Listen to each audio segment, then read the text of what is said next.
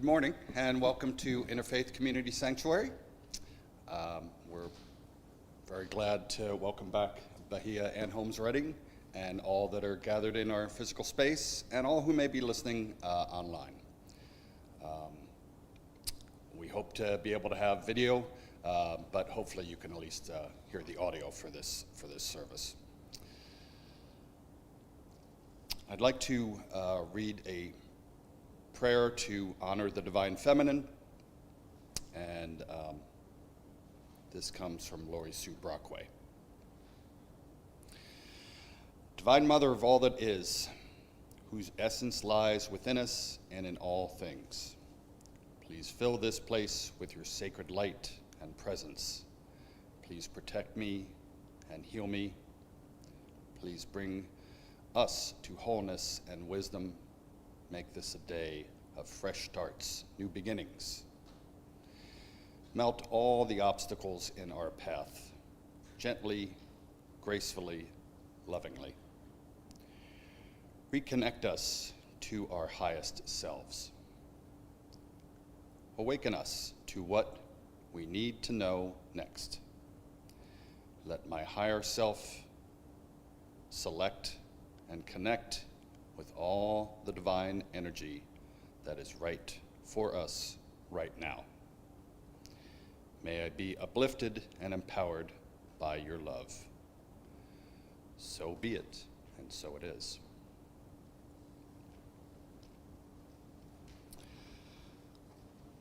I'd also like to welcome in our ancestors, all our teachers and divine lights that have gone before us, all our divine relations of the plants and animal realms, all who may be passing in the stars above us and passing in the earth below us. Welcome to this space. And finally, I'd like to honor our First Peoples. Ihaichka, in the way that Siswinkle Laurel Boucher has taught us. Ihaichka is a way of thanking everyone, and I thank everyone for being here again. As I try to say whenever I give this introduction, the Duwamish people are one of the few in this area who aren't recognized by the US government, and we hope that someday that error can be corrected. Just know that this land has been held sacred by Native peoples throughout millennia. We honor their sacrifices, their contributions, and acknowledge that the Coast Salish people are the original settlers of this land, and hope that we can bring continued grace, continued sacredness to this space and to the space that we bring with us around us. I would like to close by offering a prayer that Siswinkle has taught us. If everyone who would like to would put their hand upon their heart, gather up all that is human about us, and as we raise our heart or a hand to the heavens, we will say Aho. I'll do it again. Deep breath. Oh. And in our hands, hopefully, a sacred gift has been given to us. I know that today is a sacred day, and again, I welcome Bahiyaa to our group, and I think Anita will be up to introduce her. Thank you.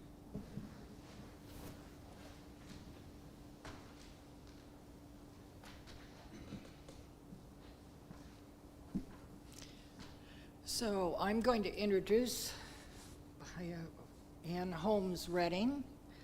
I think most of us know her, if not all of us, but she is a Muslim Christian teacher, singer. I got the honor of hearing you sing one time, beautiful voice. Singer, teacher, writer, and since 2006 has been both Muslim and Christian. and she's also the founder of the Abrahamic Reunion West, which is a nonprofit committed to healing the global dysfunction of the Abrahamic faith. Welcome.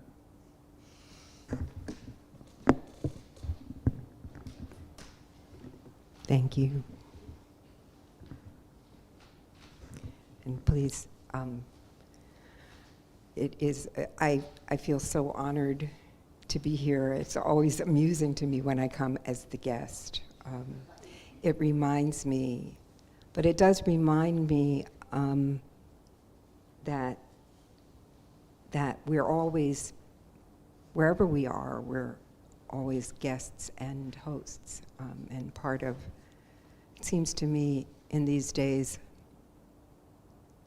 that learning how to take on the task of mutual welcome wherever we are, welcoming anyone else who happens to show up in the space that we show up in. Because as we say in the Friday prayer circle, that we remind one another that one of the 99 names of Allah is Al-Jami, which means the gatherer. And one way of working with that name is to walk around with the consciousness that wherever we are and there are others around us, we have been gathered together. And so we have a connection. Allah has made that connection. Al-Jami has gathered us. And I feel it particularly here, and especially in a space where we consciously practice that, consciously practice welcome. So I am glad to be a designated guest today. And I'm particularly grateful to be able to be a witness to and to share the experience over this year of walking through on a path in search of the Divine Mother. I get the title of this year wrong, and the spiritual discernment theme, because I think of it, I can remember encountering the infinite, but then I changed meeting the Divine Mother to seeking the Divine Mother. And because it really, this year has been a treasure hunt, looking for buried treasure. And I'm really so pleased to have the opportunity to think about the year in your company and to share just a few of the highlights that have been in this year for me. And we have a couple of people who are regular attendees and regular parts of our Friday prayer circle. So I'm looking forward to anything that they might add to my highlights. What we've been doing in the circle is using an Islamic lens to follow the map that was actually laid out in the wisdom of the ministerial team here, with these monthly focuses and dividing the year into these three parts of, in my words, seeking the Divine Mother first in nature, then in humanity, and then in the cosmos. And this month, we're just in this first week of the month, of this final month, and the theme for this month, and it's very apt, is the Divine Mother as mystery. We began in mystery at the beginning of 2022. And we have been using those themes as a kind of roadmap. And then we've been using the Quran and the names of Allah as to provide a kind of compass for us. And so we've looked at where the themes point to us, and then gone to the Quran and gone to the names to do a deeper dive. It's so apt that the deeper meaning of the Arabic word ayat, which is the word that's usually translated verse in reference to the Quran, the deeper meaning of that term is sign. Sign. And this year I've been particularly aware that the Holy One speaks to us in sign language. And in this exploration, we were looking for signs. We're looking for signs of the Divine Mother. And pointing and finding in the Quran and in the names places where that treasure of the sacred feminine is buried, where she's gone underground. And we've been digging down in there to find her. Because as in other traditions in Islam, the Divine Mother has been buried. You might even say that the sacred feminine, some scholars say about 4,000 years ago, there was, if not global, in many parts of this world, there was a kind of really attack on the Divine Feminine. In the kind of center of what we think of as the Middle East, the death of Tiamat, the goddess Tiamat, is a kind of marker of what happened in human history to the Divine Feminine. I'm not going to go into that, into that rather terrifying story, but it's a register on a cultural and spiritual level of the consequences of human development as we moved from hunter-gatherer societies into agricultural societies, into city-states with standing armies. And there's a certain point, some scholars would say, in our history as a species where the need, it's all connected to ongoing war, having to protect our territories, having to protect our spaces.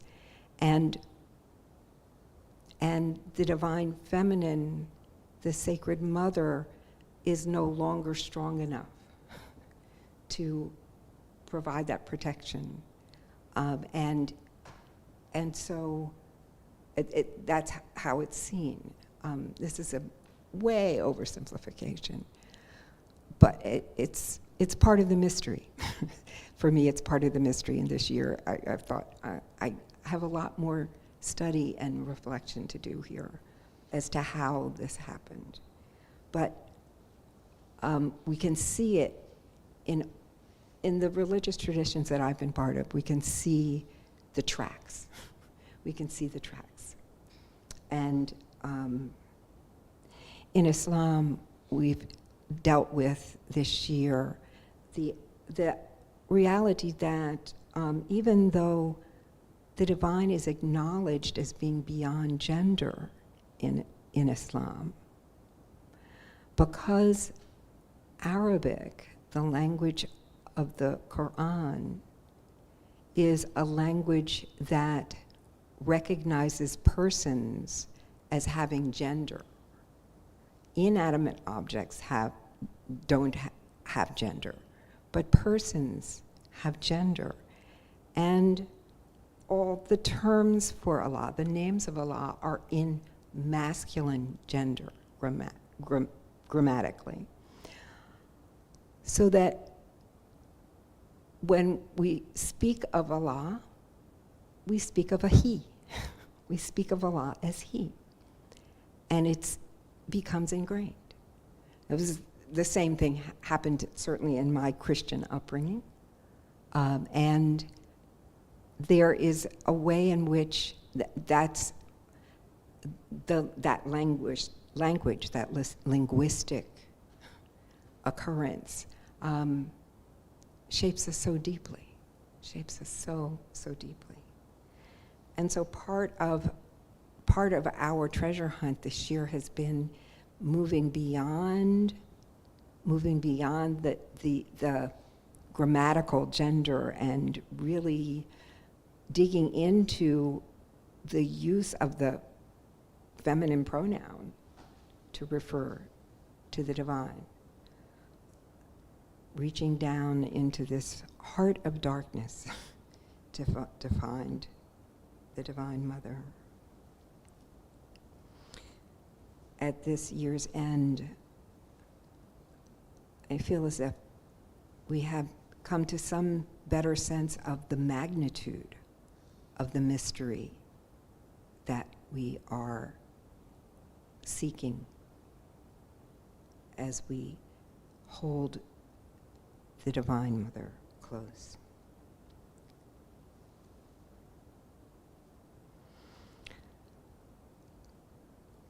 I want to,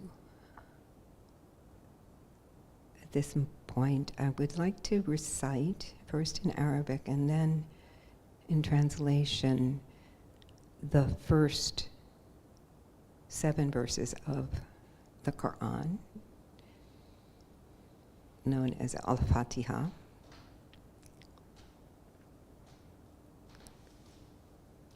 Mystics call this the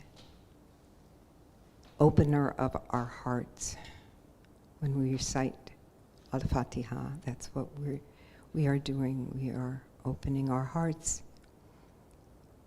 And I will, in the English translation,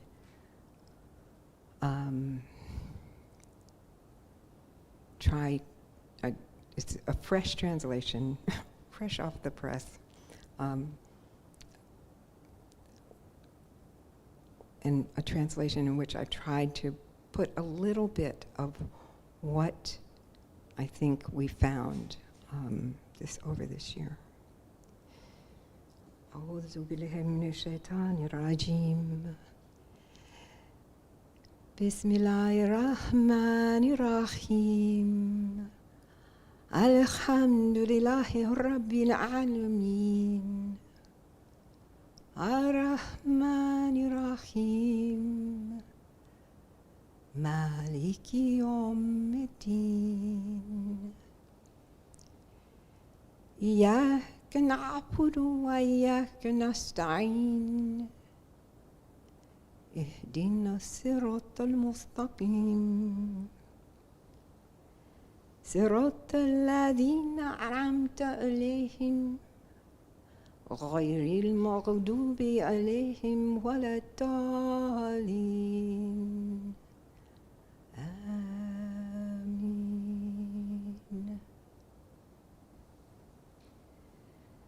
With the name of Allah, Mother House of Divine Love, Flow of Divine Love.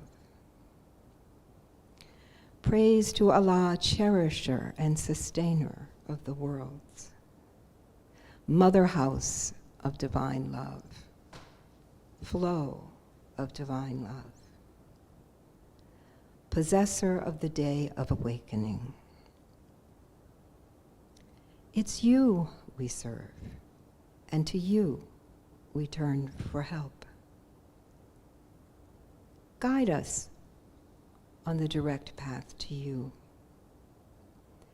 the path of those who keep their hearts open to the flow of divine love, not the path of those whose anger blocks it. for those who have gone astray.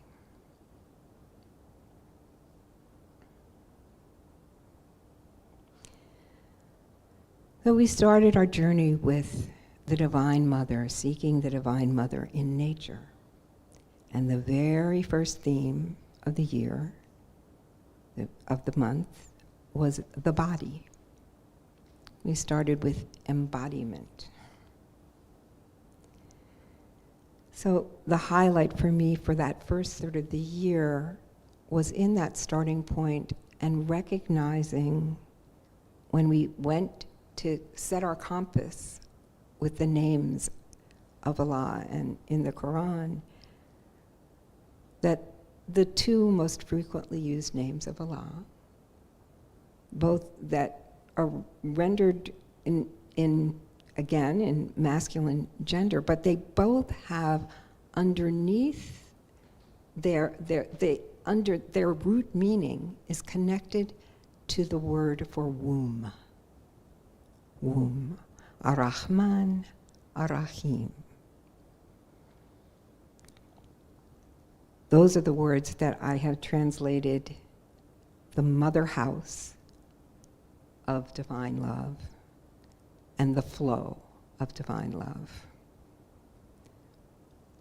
Ar-Rahman is a word that refers to an entity that is grounded and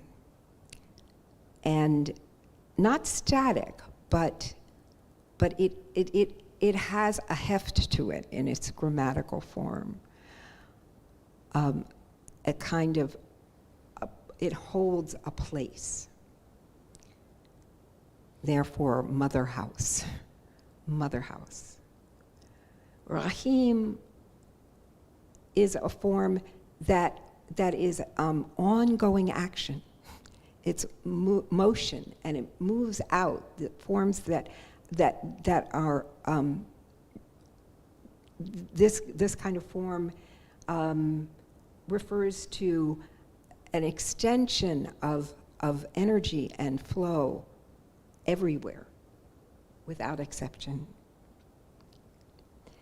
And so, Mother House of Divine Love and Flow of Divine Love are the translation that I've come up with this.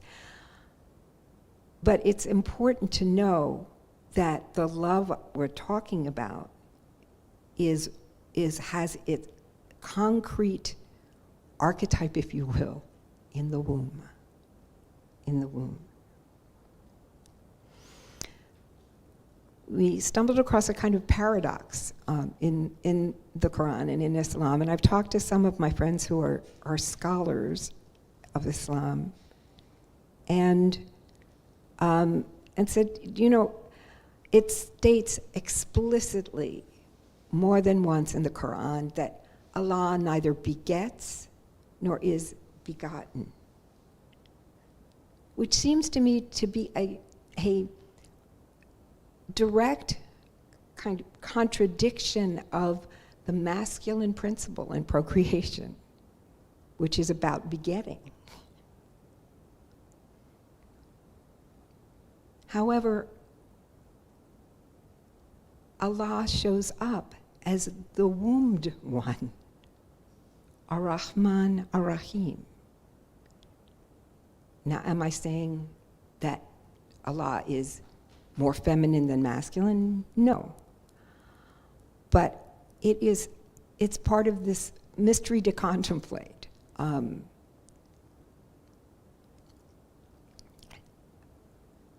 There is also in the Quran evidence that historically Islam is emerging in a context where that is, we would call a polytheistic context, an indigenous context, where certain groups have feminine deities, and those deities are specifically contradicted in the Quran.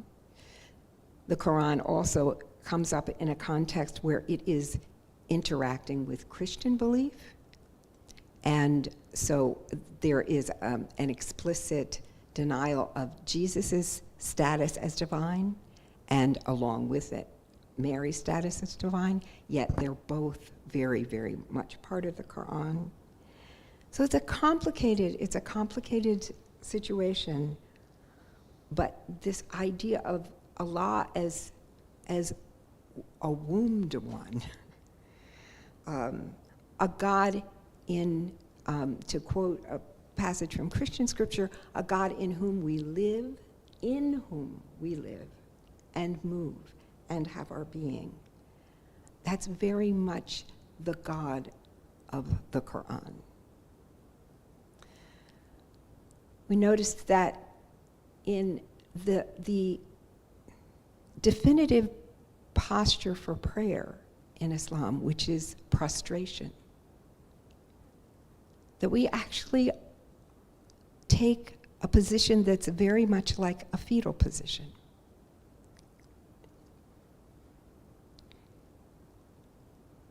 And the other point that came up in thinking ar Rahman ar-Rahim, about this mother house of divine love and the flow of divine love, is something that this term that came up with, that we're all womb mates. We're womb mates. Now, I'm not going to take any credit for that term because it came up spontaneously in an indigenous circle I was in. And it was not actually referring to God. It was referring to the relationships of the people in the circle. But once we started thinking about Allah as Ar-Rahman Ar-Rahim, I thought, womb mates. So that was, for me, the greatest hit of the first third of the year. And began to give me new eyes for looking at the world as well as looking at Allah. And that led directly into the second third of the year, where we were seeking the Divine Mother in humanity. And when I talk about greatest hits, I have to say that to see in writing as a theme in a religious community, to see as the focus of spiritual reflection the end of patriarchy, was a revolutionary experience for me. In the very progressive, compassionate, by and large wonderful religious and spiritual spaces I have known and been in, it's, even in those spaces, it's almost an unspoken rule that we don't talk about ending patriarchy. We first of all, it is bad taste to admit that it might be functioning among us to any extent whatsoever. And we do have in Islam the notion that we cover one another's flaws. It's not a bad idea, but I will tell you that being freed to talk about the end of patriarchy felt very liberating, very liberating. And to state it as a sacred intention, to center it as an intention, was really, it was nothing short of miraculous. It felt nothing short of miraculous. As we began to use these Islamic lenses and think, what names are we looking at here for this, through which we can examine this idea of ending patriarchy, realized that the name that came to us was Al-Adl, which is a name that's usually translated justice, or the one who makes justice. But again, the form of the word is like the form of Rahman. It is, it's like a space. It's a space and an energy. And it is not manifest. It's very interesting. Unlike Rahim that moves out, it's always flowing. Al-Adl is happening, but we can't see it most of the time. And isn't that true? Isn't that so true? At any given point in human history, there is something going on that is complete opposition to justice. And patriarchy has been humming along for quite a while with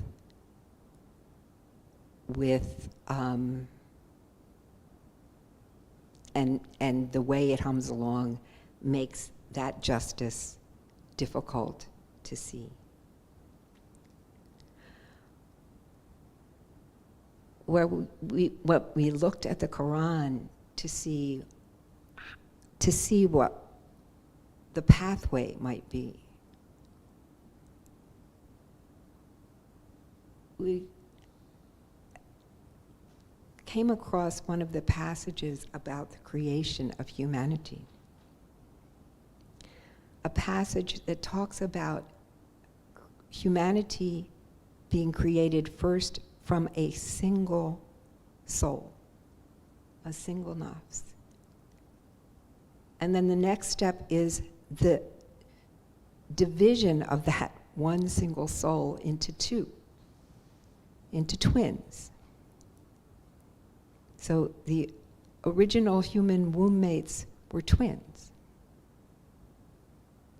And then from those two comes the differentiation of sexuality. And sexuality, I see that differentiation of sexuality as being, again, a kind of archetype for all kinds of other differentiation.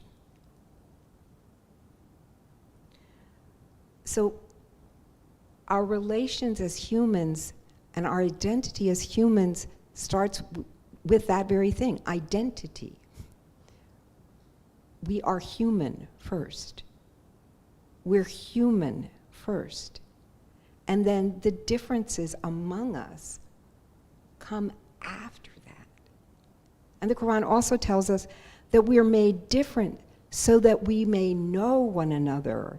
And I think of that knowledge in the biblical sense of knowing, which is loving. Knowing, even having the most intimate of loving relationship.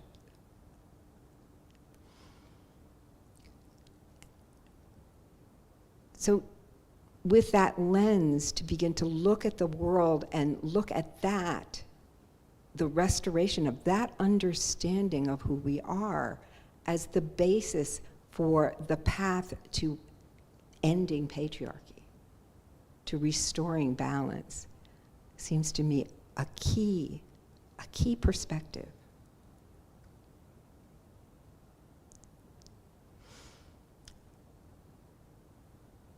The last third of the year, seeking the Divine Mother in the cosmos, also began with a hit.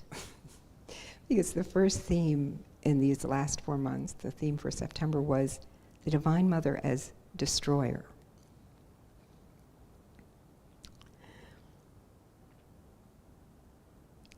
Again, it was a moment of liberation.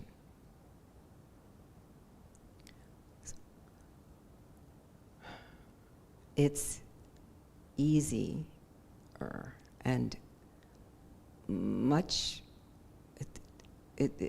there's something relatively easy about understanding the Divine Mother as womb, as a womb-bearing God, to understand that as a deeply grounded metaphor to understand Divine Mother as destroyer was not the easiest idea for us there. However, as we began to, again, look through the lenses provided by the Quran and the names, came across the name Al-Mumit, which is the one who brings death. And there's also a name that's paired with that, Al-Muhyi, the one who brings life. But in the context of thinking about the Divine Mother and the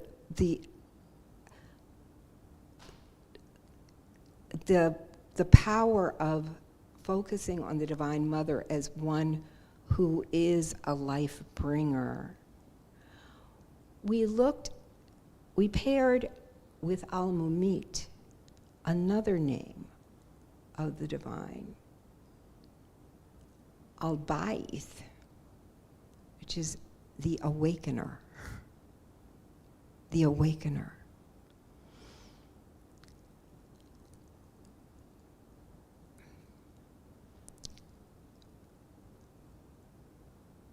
Allah is never completely associated with death.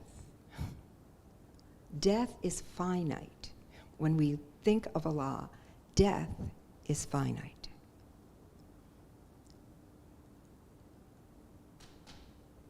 And so Allah brings death, but Allah is not death.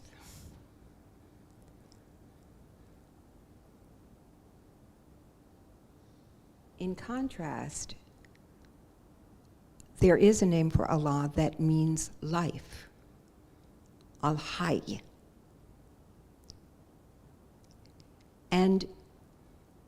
And Allah brings what dies to life. Our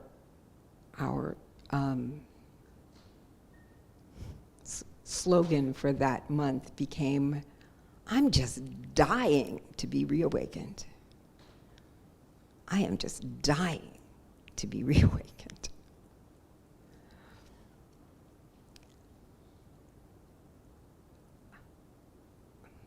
To grab on to the possibility that we can be reawakened. We can break out of all of the death-dealing forces that have attached themselves to patriarchy, attached themselves to the mess that we're in this world these days. And figure out how to ask Allah for our death in the ways in which we've been dying, the ways in which our separation from the Divine Mother, the ways in we see it all around us all the time in our relationship to the rest of creation as humans. And we as USers are in this very particular situation and position of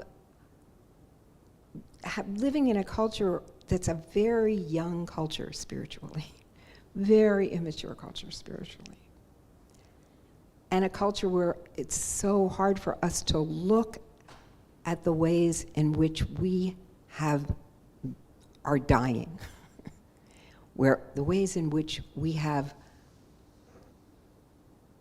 done harm to one another, and the ways in which, by doing that harm to one another, we do harm to ourselves. So to grab onto dying with curiosity and enthusiasm in light of Allah as Ar-Rahman Ar-Rahim, we'll still be inside of that womb. We're still inside of that womb. And it is our safe place with our womb mates to face the grief, to face the losses, to acknowledge that, and let ourselves be reborn.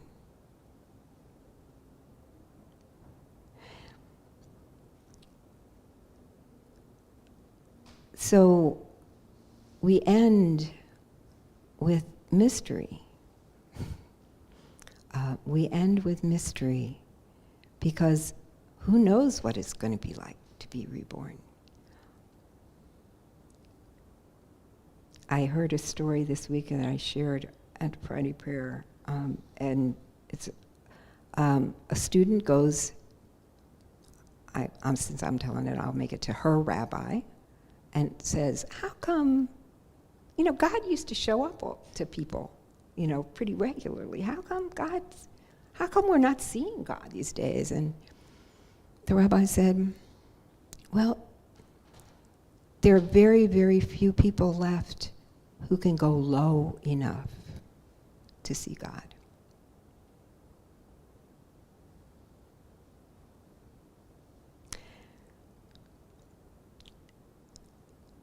As I was preparing for today, I thought, yes, we've been going low. We've been digging, we've been going down.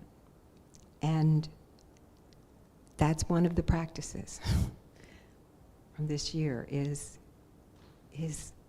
going down, letting ourselves go down, knowing that the life of Allah, the life of Ar-Rahman Ar-Rahim, goes beyond our personal death, even goes beyond the dying that we see in this planet.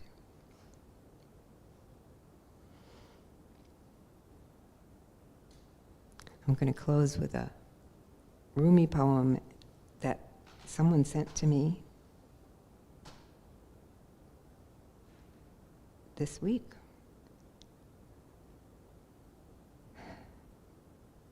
That speaks, I think, to walking this path. Today, like every other day, we wake up empty and scared. Don't enter the door of your study and begin reading. Take down a musical instrument. Let the beauty we love be what we do. There are hundreds of ways to kneel and kiss the ground.